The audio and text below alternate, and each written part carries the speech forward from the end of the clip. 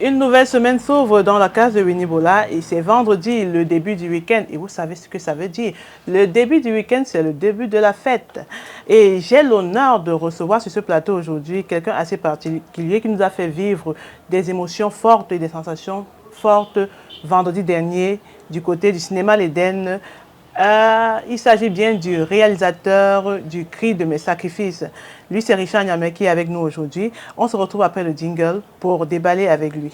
De retour sur le plateau de la case de Winnie Bola, je vous disais en introduction, je suis avec le réalisateur Richard Niamey. Bonsoir Richard. Bonsoir Winnie. Comment tu vas? Je vais bien.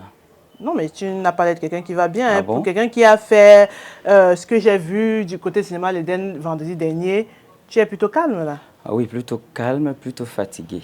Ah, ok. Voilà, je suis en mode repos. Ah, et j'espère qu'on ne te dérange pas, hein, non? Non, du tout.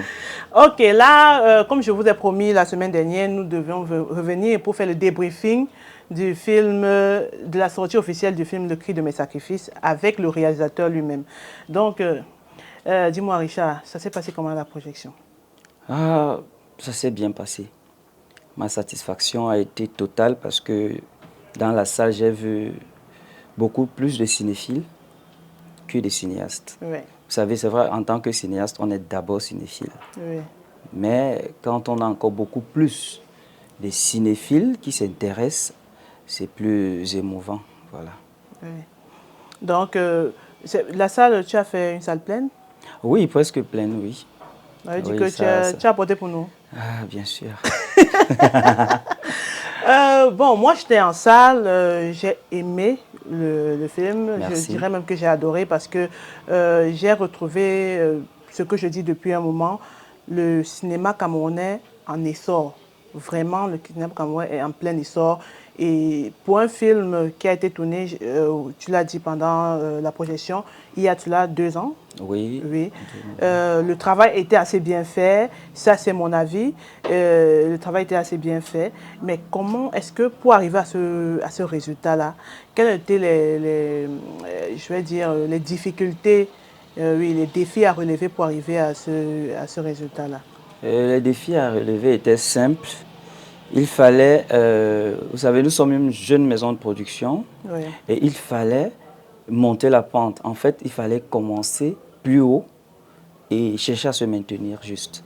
Et nous avons donc pensé à faire un casting de classe et le casting a été fait. Bon, le scénario, vous savez, un bon film, c'est un bon scénario 3 fois.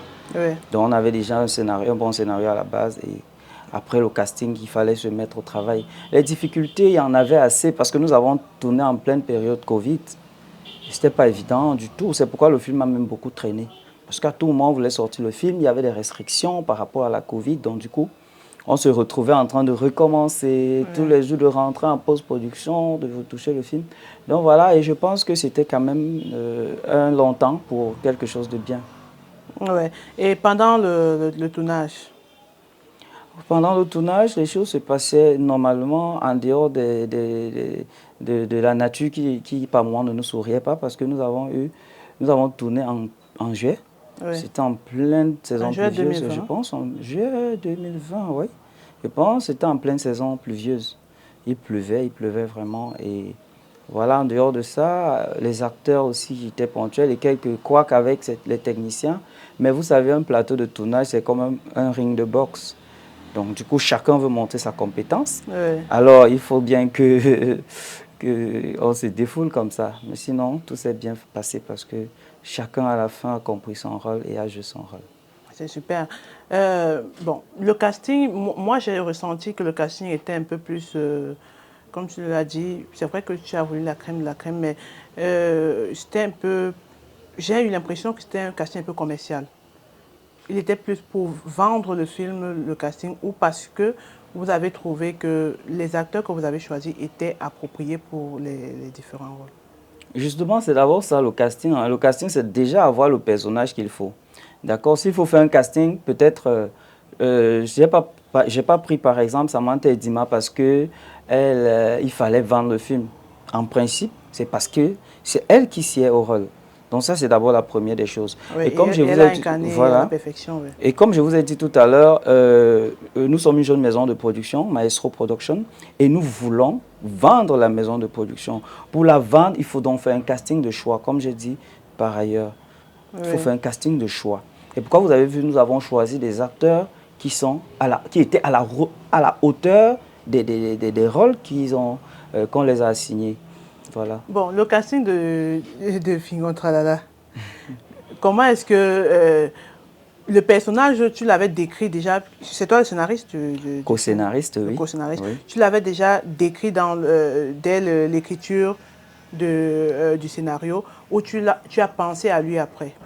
J'ai pensé à lui après. Quand je reçois le scénario qui est écrit par Brice Fancy, toute l'histoire était déjà structurée. Mais moi, quelque chose me manquait. En tant que réalisateur, je me suis dit, le film était très triste.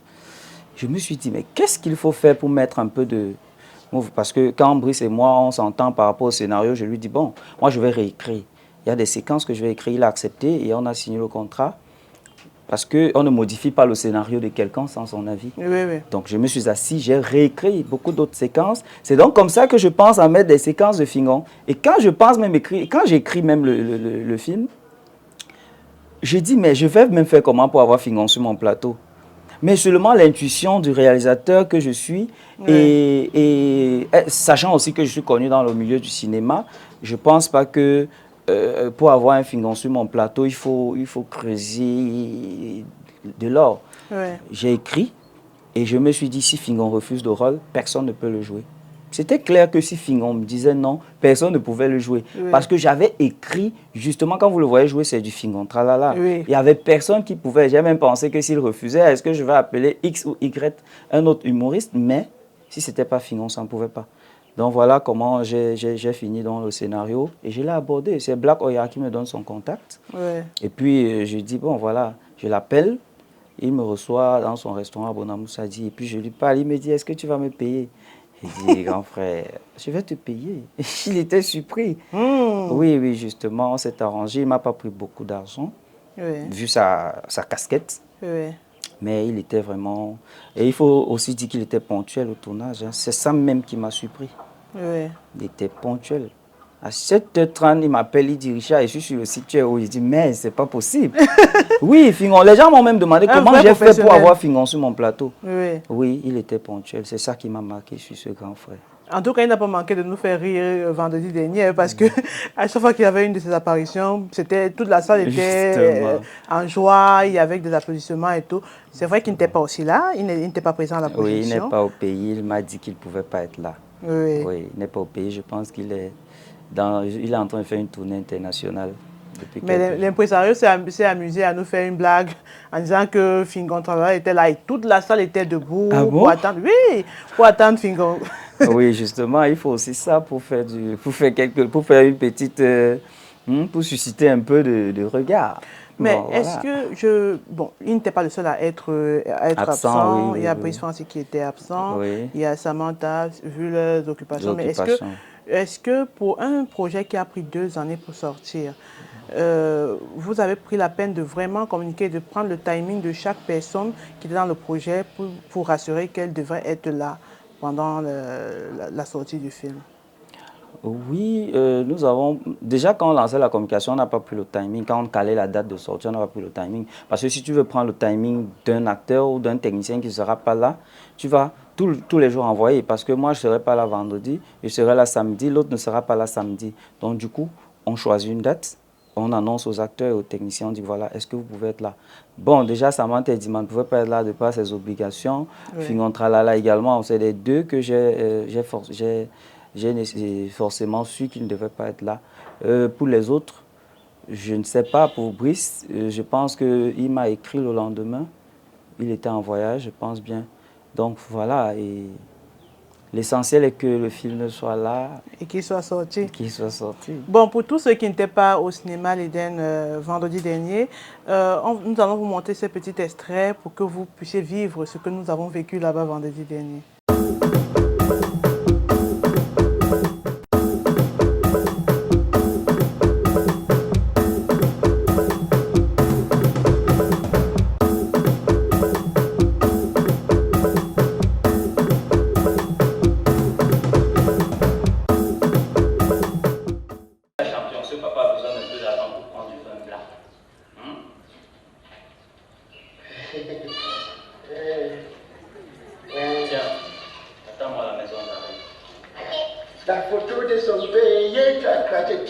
Voilà, comment comme image.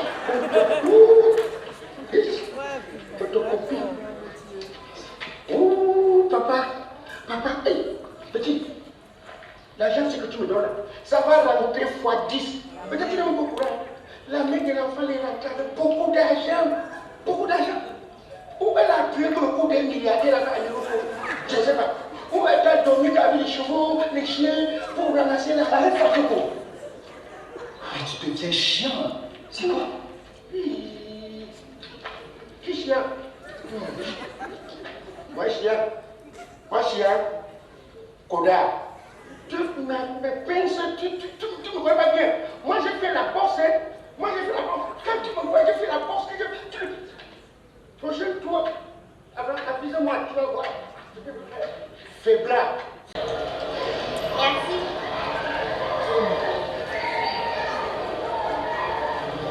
Je ne vais pas les manger tout de suite. Non, pas avant que mon père m'ait autorisé.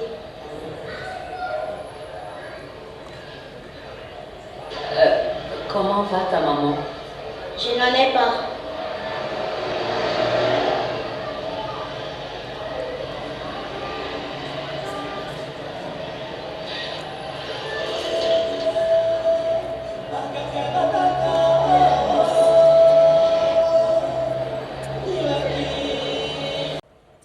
Il faut le regarder au commissariat du quartier. Ok. Je vais demander à ma collègue de me couvrir un moment. D'accord.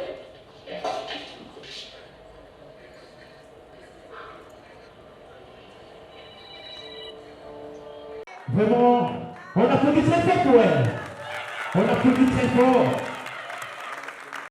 Et un travail de discipline. On applaudit très fort pour Sandrine, pour Sandra, Nelly.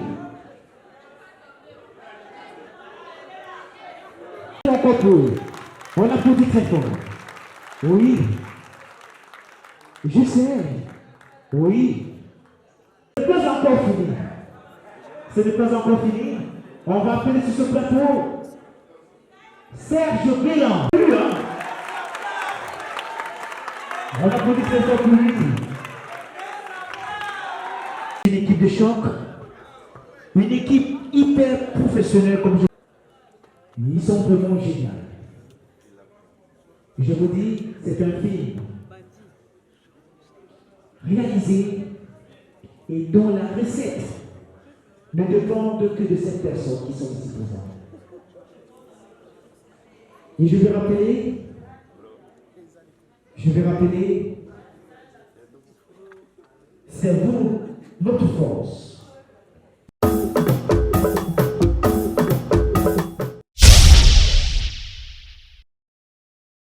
De retour sur le plateau de la case de Winnie Boulay, j'espère que vous avez apprécié ce petit extrait de la projection du film Le Cri de mes sacrifices qui a été projeté la semaine dernière du côté du cinéma L'Éden.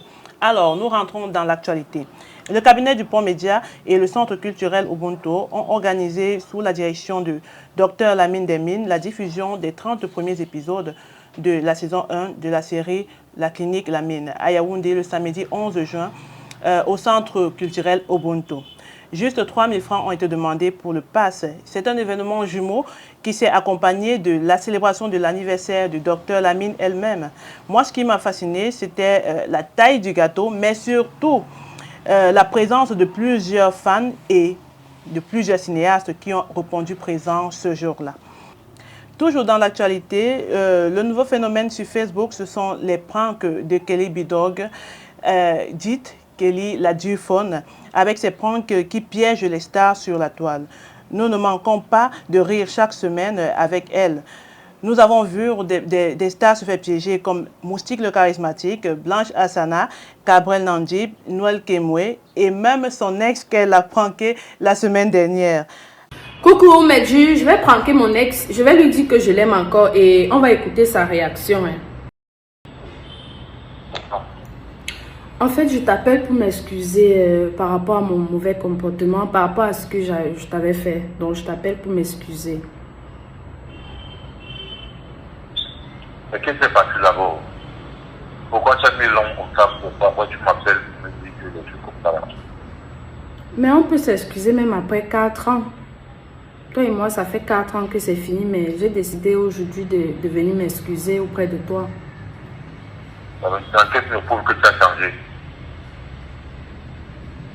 En fait, moi, je viens te dire que moi, je t'aime encore et que je suis encore disponible.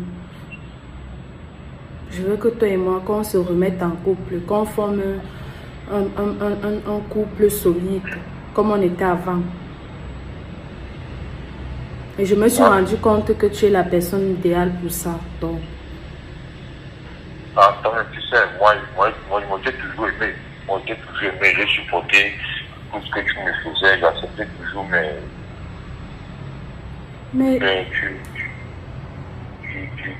tu étais quand même une bonne femme. Donc, ça ne me dérange pas. Tu es où là? Tu es à Douala? Oui, je suis à Douala. Mais tu as une copine, non? On m'a dit que tu as une copine, que tu vis avec une fille. Oui, j'ai une copine. De toute façon, regarde. En fait, la copine en question, c'est juste de cette frère. Donc, on est ensemble pour coucher ensemble pour tout. Mais on m'a dit que vous devez vous marier, non? Que tu as envisagé d'aller toquer la porte. Non, ça, c'est le bon conseil de femme, écoute pas ça. Hello mes dieux, je suis de retour pour une nouvelle vidéo de prank. Aujourd'hui, je vais pranker une personne qu'on ne présente plus. Voilà. Je prank cette personne.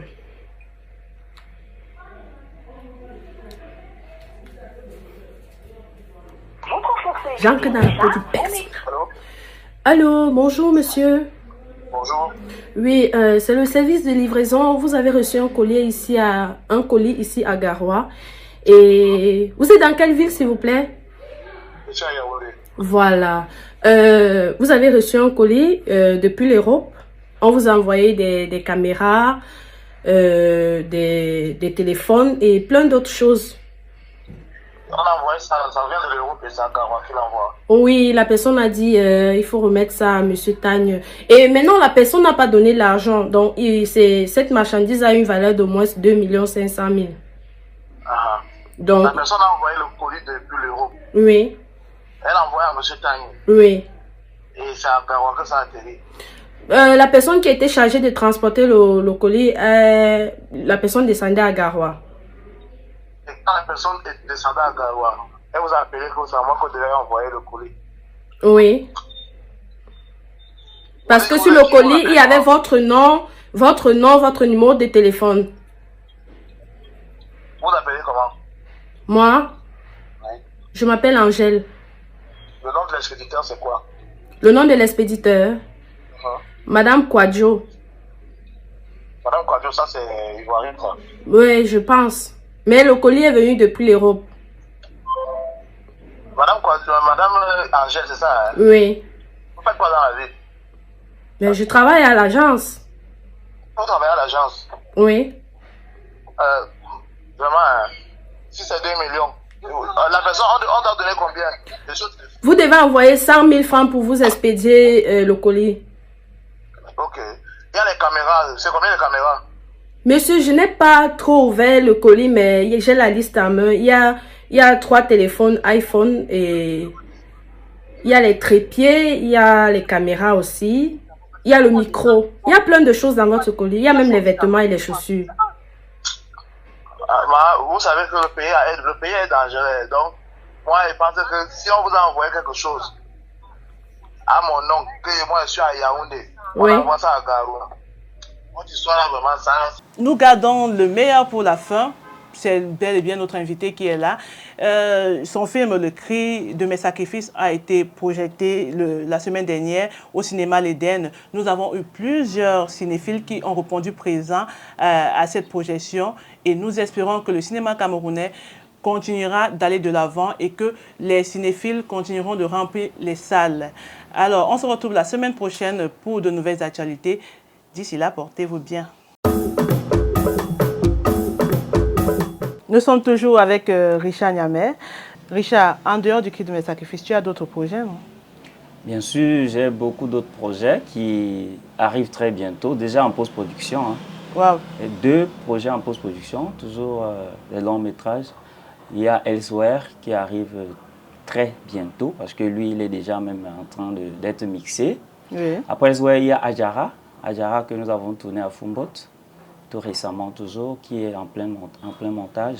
Oui. Et la série qui est en pleine scénarisation, dans le feuilleton Nyango, qui est en pleine scénarisation. Donc voilà les projets à venir. Ce sera vraiment très lourd. Ok. Nous, on attend impatiemment la sortie de ces films. Oui. Moi, particulièrement, Adjara m'a interpellé, le titre, et j'attends la sortie. Bon, et en dehors de tes projets personnels, est-ce que tu es, puisque tu es également acteur, est-ce que tu es dans d'autres projets ou tu as tourné dans d'autres projets récemment en tant qu'acteur? Récemment, le dernier projet dans lequel j'ai tourné, c'était lequel? Oui, je tourne dans des projets. Je pense que c'était dans Madame Monsieur. Hein. J'ai joué deux épisodes en tant que psychologue de la famille Mbaraga. Je pense que c'est le dernier projet dans lequel j'ai joué. Bon, je suis un peu trop retiré maintenant, concentré beaucoup plus dans la réalisation, c'est pas évident. Bon. Mais si on m'appelle, je suis disponible. Hein. Apparemment, c'est là-bas qu'il y a l'argent. Peut-être. Ah, bon, peut-être. Quelque chose. La preuve, tu nous as dit tout à l'heure que tu n'as pas eu de soucis, tu n'as pas eu de difficultés pendant le tournage du Cri de mes sacrifices. Ça veut dire que tout il y en a toujours. J'ai dit qu'il y avait des difficultés. Mais pas financières. Les difficultés financières, oui, vraiment, oui. Non, il n'y en avait pas vraiment. Ouais. Il n'y en avait pas vraiment. Ok. Bon, nous, on va célébrer avec toi, à notre manière, la sortie officielle du film Le Cri de mes sacrifices. On va te présenter notre gratitude et notre fierté. Merci. Par rapport à la sortie de ce film, parce que, une fois de plus, tu as apporté ta pierre à l'édifice du cinéma camerounais. C'est très important. Merci. Donc, on va faire quoi? On va ouvrir une bouteille de champagne à cette occasion. Alors, on va déguster un peu de champagne pour célébrer la sortie officielle du film Le Cri de mes sacrifices. Donc, merci. Je te donne l'honneur, tu as l'honneur d'ouvrir. Merci beaucoup, Winnie, pour cette belle réception sur ton plateau. Merci. Ça me va droit au cœur. Ah ouais, un champagne, c'est pas donné. Hein. Et il doit être coûteux, ça. Ah. Allez, on va ouvrir. Non, c'est sans douleur. Sans douleur, ok, sans douleur.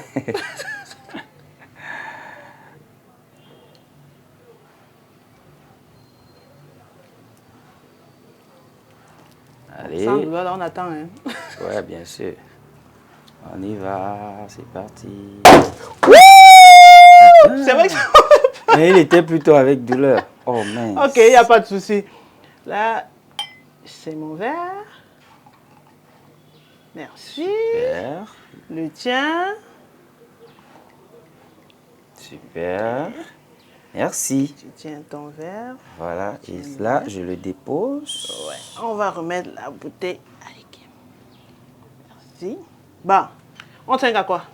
On trinque au Cri de mes sacrifices, à son avenir glorieux et à la case de Winnie Bola. Qu'elle soit toujours prospère. Merci.